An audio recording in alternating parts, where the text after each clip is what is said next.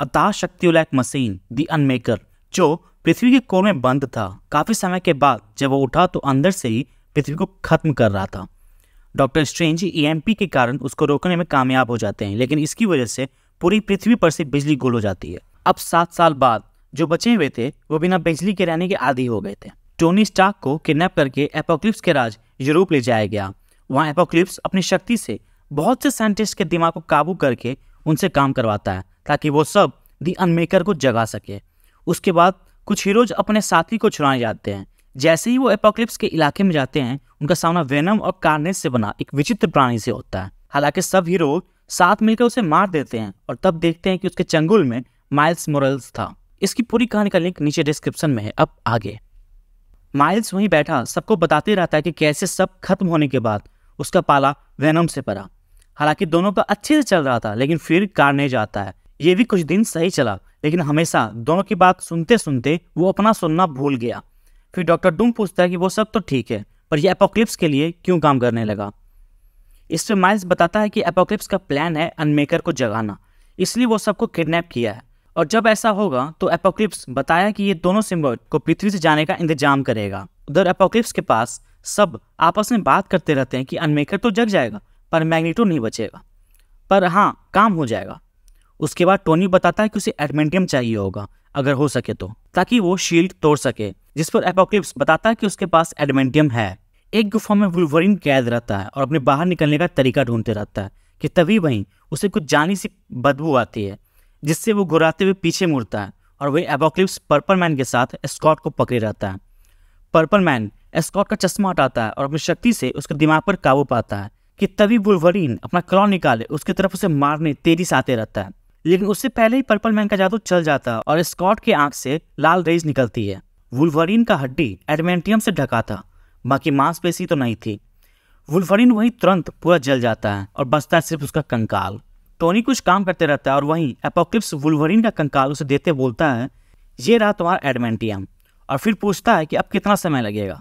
इस पर टोनी बताता है कि रीड एक बार इस पर काम चालू कर दे, फिर जल्दी से जल्दी।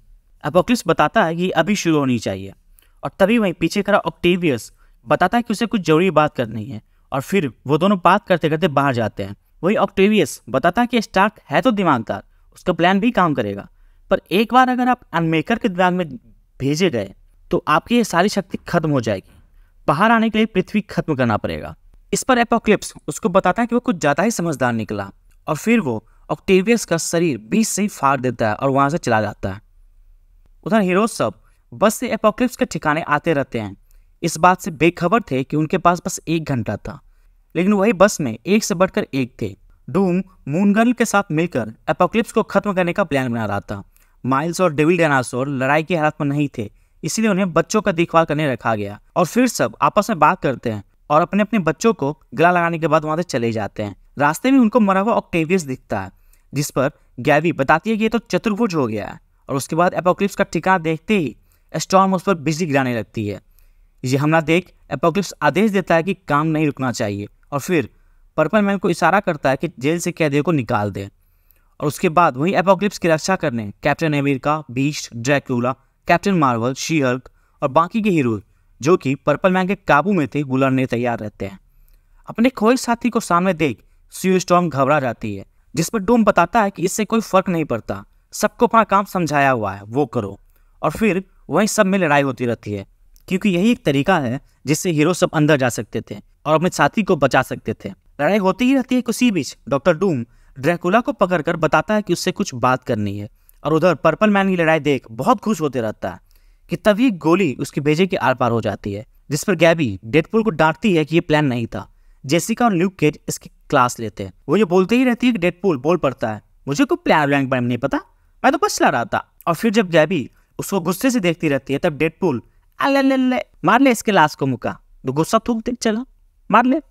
पर्पल मैन के मरते ही सारे लोग जो उसके काबू में थे होश में आ जाते हैं, और अंदर रीड, रीरी और टोनी अपना काम छोड़कर एपोक्लिप्स से भिड़ने के लिए तैयार रहते हैं। कि तभी एपोक्लिप्स को समझ आ जाता है कि पर्पल मैन नहीं रहा, लेकिन फिर वो अपना हाथ उन लोगों को मारने के लिए उठाता है, लेकिन वो चौंक जाता है कि उसकी शक्ति कुछ काम क्यों नहीं कर रही है। और तभी वही सी स्टॉर्म बाकी के हीरोज के साथ आते हुए उसको बताती है कि ये उसकी शक्ति का कमाल है। और तभी नाइटक्रॉलर तेजी से एपोकलिप्स का सुरक्षा कवच उतार देता है और तब डूम ड्रैकुला को इशारा करता है, जिससे ड्रैकुला तेजी से एपोकलिप्स के पास जाकर उसका खून चूसने लगता है, जिससे वो तुरंत ही वैम्पायर बन जाता है।